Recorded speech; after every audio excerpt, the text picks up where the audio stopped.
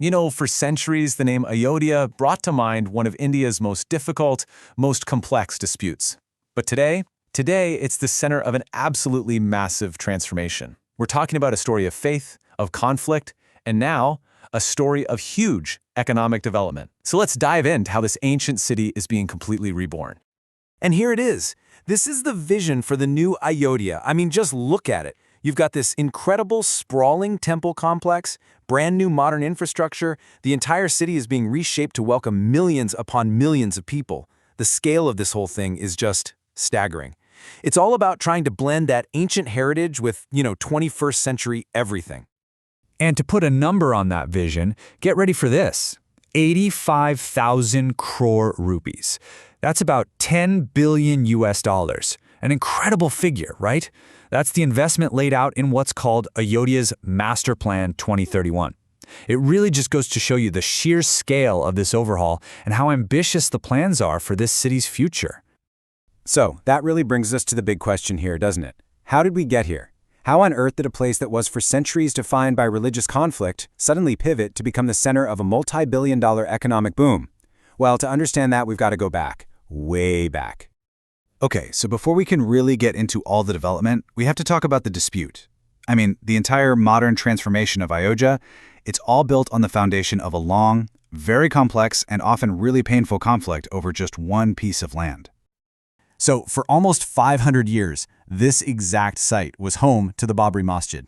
If you look at the historical records, they show it was built way back around 1528. The person who built it was Mir Baqi, a commander for the very first Mughal emperor, Babu. And this is really the factual, architectural starting point for the whole conflict. At its heart, the dispute really boiled down to two competing claims. On one side, you have the Hindu belief that this exact spot is the Ram Janmabhoomi, the birthplace of Lord Rama, a deeply sacred belief. And on the other side, you have the Muslim claim to the site of the historic Babri Masjid, which had been a place of worship for their community for hundreds of years.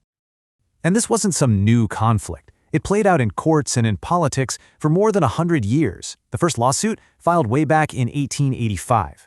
Then, a huge moment in 1949, idols of Rama suddenly appear inside the mosque. The government locks the site and tensions just skyrocket. Of course, the conflict hit a tragic boiling point in 1992, when the mosque was demolished, an event that led to widespread violence. What followed were decades of really complicated legal battles, all leading up to the Supreme Court's final verdict in 2019. But here's the thing. This wasn't just a battle of faith or old texts. A huge part of the legal argument literally went underground. It all started to focus on archaeology. And the question everyone wanted answered was this: what was there before? What, if anything, was on this site before the mosque was ever built? And so, archaeologists were brought in to try and find an answer. So there were two really important digs. The first one was back in the 1970s, led by an archaeologist named B.B. Lal. Now, nothing much happened right away, but then years later, in 1990, he published a photo, and in it, he claimed he'd found pillar bases from an ancient temple. That idea started to gain a lot of traction, and eventually led to a much bigger, court-ordered excavation in 2003, this time by the Archaeological Survey of India, or the ASI. And this visual is great because it shows you the core physical evidence everyone was talking about.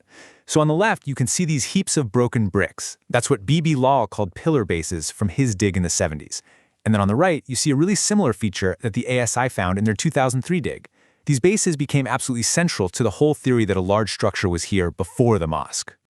But, and this is a big but, how you interpret that evidence was fiercely debated. The official ASI report came out and said, yes, we found evidence of a massive structure, and it has features that look like North Indian temples.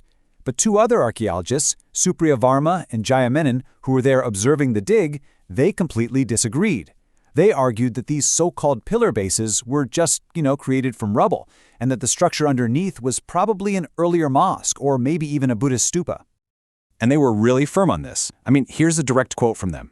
If they had excavated a plan that conforms to a temple, we would have been the first to admit it. So their whole point was that the evidence they saw just didn't add up to a temple. So you've got these conflicting claims, you've got contested evidence. The whole thing eventually landed in the lap of India's Supreme Court. It was up to them to make a final binding decision. All right, so in 2019, the Supreme Court delivered its verdict. First, it granted the entire disputed plot of land, all 2.77 acres, to a trust to build a Hindu temple. But the court also made a couple of really crucial points. It said there was no evidence the mosque was built by demolishing a temple, and it called the demolition of the mosque back in 1992 an egregious violation of the rule of law.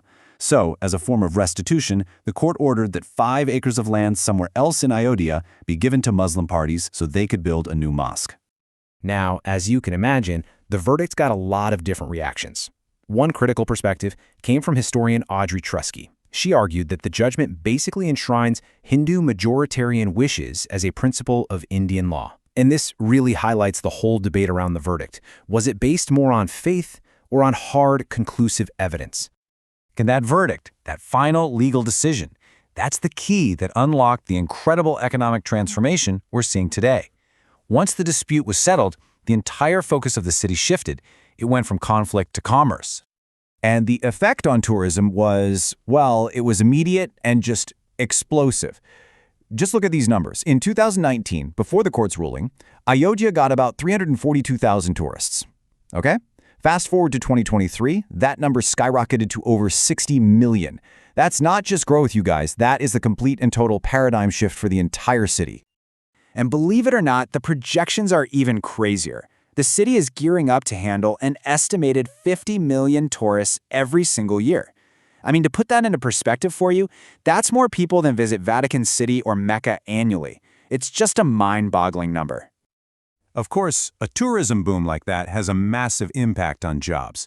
The projections estimate that this could create up to 200,000 new jobs, both direct and indirect, in and around Ayodhya. We're talking everything from hotels and transport to shops and construction. And you know what happens when tourists and jobs show up, right? Investment follows. Get this, real estate prices in some parts of Ayodhya have shot up by as much as 900% since that 2019 verdict. That's a clear sign of just how much capital is flooding into this once quiet temple town. And this whole boom is being supported by a huge investment in infrastructure. We're talking a brand new international airport, a totally modernized railway station, and, get this, plans for over 140 new hotels. And that's everything from budget places to big luxury brands. It's all designed to handle this new economic reality. So when you step back and look at it, Ayodhya's story is this incredible mix of deeply held faith, decades of conflict, a huge legal decision, and now a powerful economic engine. The city's transformation from a place of division to a hub of development, it really makes you wonder, right? It raises this big, compelling question. What does this transformation signal for the future, for that intersection of faith, politics, and economics in India? Enjoyed this video? Please like, share it with a friend, and press the bell icon to never miss an update.